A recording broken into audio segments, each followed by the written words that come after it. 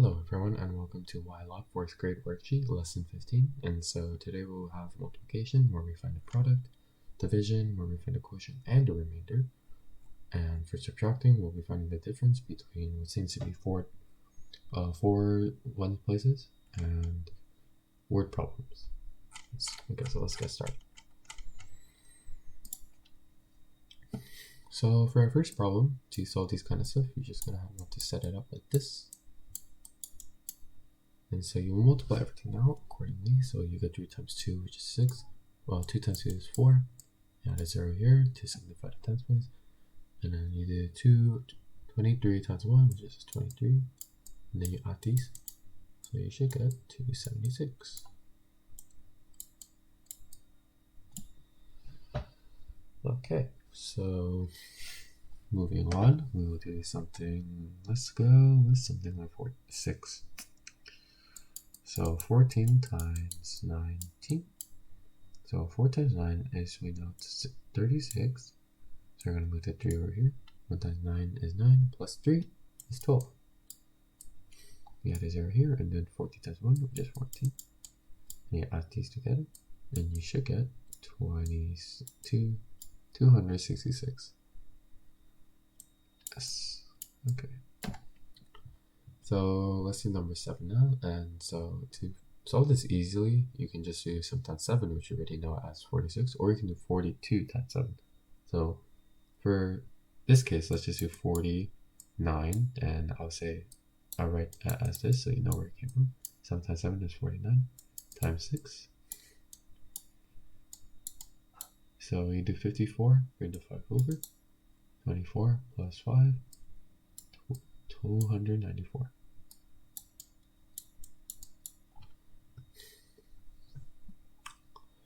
Now let's move on to the next one. So we have division here, and pretty much you're just going to set it up as a long division. So we're going to do this. And to solve this kind of stuff, you would just put the highest multiple you can put, that it doesn't go over this number. And for the multiple is 18, it increases like this, and we just you can keep adding if you want. And so this is like 54, 72, and then 90, and then like 118 or something like that. Or 108, my bad. And we can see that 90 is where it stops, so we can count 1, 2, 3, 4, 5. So we just place 5. Minus 90 is 9, so you would have your 5 as your quotient. You would have a remainder 9. This remainder 9 is important to tell, otherwise it wouldn't make sense, because then this would be wrong. That would be wrong. But if you have the remainder, it makes sense. Now let's try something like number 10. That's a great example. So, okay, so with number 10, you want to do the same setup, but this time you can see it's a really big number. So sometimes what you can do is you can just put the biggest number possible. You can see it doesn't work here, 0.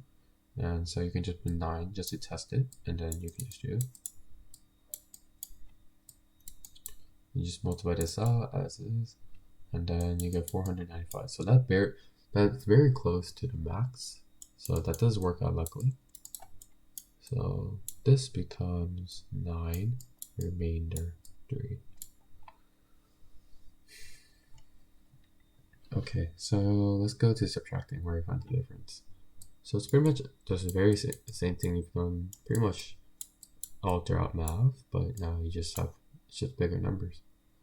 So 6 minus 3 is 3, 1 minus 1 is 0, 3 minus 2 is 1, 2 minus 1 is just 1. So it's 1003.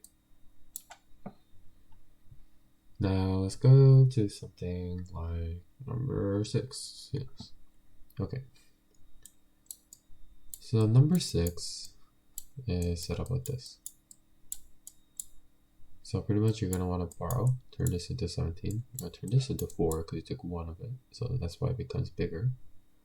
And pretty much you get 8. 4 minus 1 is 3. 3 minus 1 is 2. And 1.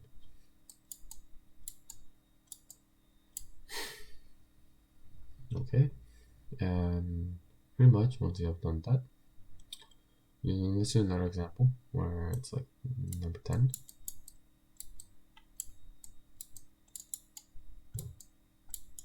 Okay, so 8 minus 2 right off the bat is just 6. 3 minus 3 is 0. 4 minus 5, we gotta turn on to 14, make this into a 7. So 14 minus 5, well, that's just 9. And then 7 minus 7 is 0. So our final answer is just gonna be 906. Alright, now let's move on to our word problems. So as you can see here, it says 3 cats, 3 of these guys, 1, 2, 3, takes them 3 minutes to eat a total of 3 fish. Well, with the same rate, how long will it take 100 cats to eat a total of 100 fish at the same time?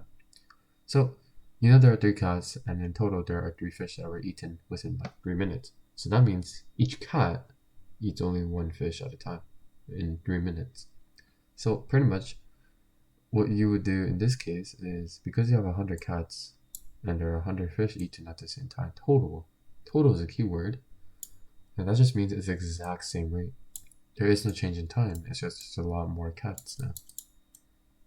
So that's why it would be 3 minutes. Now let's move on to question 2. So Catherine needs to travel from town A to town C. There are 4 routes from town A to B and 5 routes from town B to C. How many different routes can Catherine take from town A to C? So to visualize this, let's set it up. So A, B, C. We got 4 routes and I got 5 routes. That's not really well done, but I think it helps. Okay, so because you have 4 routes, you can go like either way. So you know that you have 4, and then there's 5 of these. So what you do is multiply them together, and you will get 20, because this is the total combinations you can go. So like you can go like all the way over here, or let's just. So for example, you can go all the way over. Oh, you can go all the way over here, or you can go like all the way over here. And it just keeps going on and on and on, because for one route you have 5 opportunities, and if you have 4 of them, you just why you multiply them. So that's why it would just be 20 different